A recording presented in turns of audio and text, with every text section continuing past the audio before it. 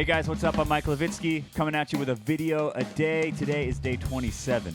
Today we're going to be talking about how to drop a stick. I know that seems like a crazy topic, but everyone drops sticks, even the pros. We'll talk about what to do if you drop a stick, how to prepare for dropping a stick, and how to look like a pro even if you do drop a stick. If this is your first time with us, hit that subscribe button and join the community. Hit that thumbs up button if this video helps you out. Let's get right into this lesson. Everybody drops sticks, no matter if you're a pro or an amateur. In fact, here are some pros dropping sticks like pros.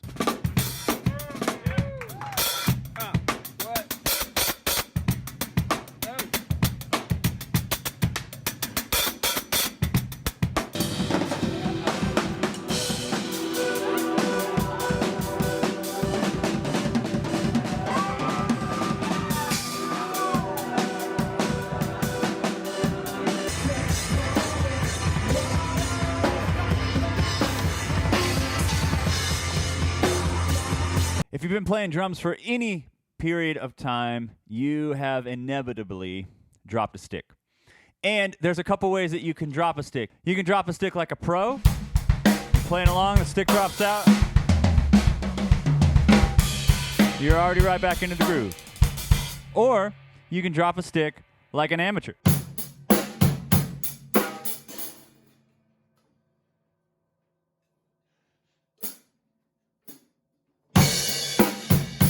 The first thing that you need to have is some sticks available to grab. So I suggest that you have more than one pair of sticks with you on the gig, and I suggest that you put them in a strategic location that you can easily get to them. The first place that I can grab a stick is from the stick holder that I have down here on my hi-hat stand. It's easy to grab a hold of a stick. The sticks are sitting inside the hi-hat stand, pointing up at an easy angle for me to grab. And I just keep a few sticks loaded in there in case I drop a stick. The second place you might want to consider keeping a stick is on top of your bass drum. Generally, a stick will stay between the lugs on top of a bass drum, and it won't roll away. If you play a 4-piece kit, then you'll have an area kind of under the ride cymbal that you can put it. If you play the normal 5-piece kit, it may be a little bit more difficult for you to get to that stick. Another location that you can keep sticks is on your floor tom in your stick bag. And that makes it easy for you to pull a stick out of your stick bag and have them ready to go. The difficulty with that is if you have lots and lots and lots of sticks in your stick bag of all different sizes and shapes, you may grab the wrong one. So make sure you have your stick bag set up properly so it's easy for you to grab a stick. All right, so you've got a stick ready to go, but how do you keep from panicking when you drop a stick? Well, the way that you keep from panicking when you drop a stick is to be ready to play with only one stick. We're going to practice a groove, dropping a stick, playing that groove while picking up another stick. And this is something that we're going to do. We're going to do it with the left hand. We're going to do the right hand. So the first groove we're going to practice is just kick, snare with the hi-hat going. And you want to just practice 1 and 2 and 3 and 4 and then you don't actually have to drop the stick. But you want to just keep that groove going with the right hand like this. And if you want it to sound a little bit more kind of like you're playing the hi-hat, you can stomp 2 and 4 on the hi-hat when you go over to the snare. So just practice that groove with one hand. Now, here's the hard part. So you keep that groove going, drop your stick on the floor or wherever your stick is, and let's see if you can keep that groove while you bend down to pick up the stick. There you go. Now, what if you dropped a stick on the right side and it's the only pair that you have? Well, in this case, you got to keep the groove going with your left hand. You drop the stick down there. Stick's gone. I'm going to bend down and get that stick.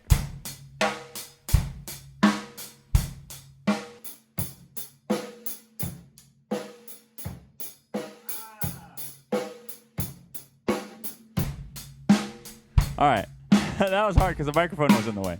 So these are the kinds of things that you have to deal with on the gig, right? Dropping a stick and trying to fish for it while you're keeping the groove going. That's why if you have 2 sets of sticks kind of around your kit, you will save yourself from the embarrassment of having to like bend way down to grab a stick. Sometimes it just happens. Now, the next thing you want to do is to try to play a fill using one stick, because this would be an easier way for me to get down to like a stick on my left-hand side, especially if I play. I got that stick and then I'm ready to go.